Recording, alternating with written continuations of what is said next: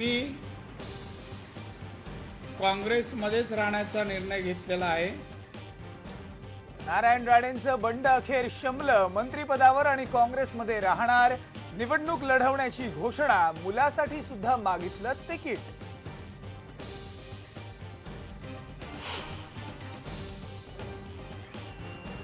दीपक केसरकर यांचा शिवसेनेमध्ये प्रवेश। शिवसेनेच्या सावंतवाडीमधल्या मेळाव्यात उद्धव ठाकरेंनी बांधलं शिवबंधन।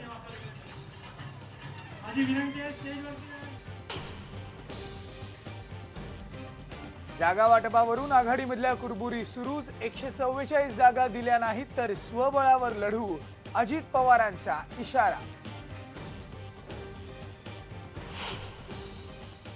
राहायला घर नाही।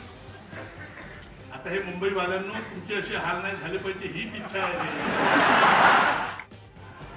दिल्लीमधलं सरकार गेलं, आता राज्यातलं सांभाळा। माजी मंत्री विलास मुत्तेमवारांचा मुख्यमंत्र्यांना टोला। नागपूरमध्ये झालेल्या विभागीय मेळाव्यात केली तुफान टोलेबाजी।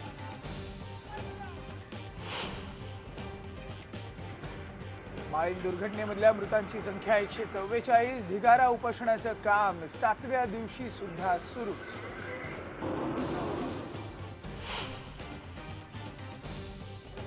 राज्यामध्ये ठिकठिकाणी डोंगर खचण्याच्या घटना। मावळमधल्या तुंगीमध्ये जमिनीला मोठमोठ्या भेगा। रत्नागिरीतल्या खेड तालुक्यात घाटामध्ये दरड कोसळून 2 जणांचा मृत्यू। राज्यामध्ये जोरदार पाऊस असताना अहमदनगर जिल्हा मात्र अजूनही कोरडाच। दक्षिण नगरमधल्या 4 तालुक्यात पावसाचा पत्ताच नाही। सलग 3ऱ्या वर्षी तीव्र पाणी टंचाई।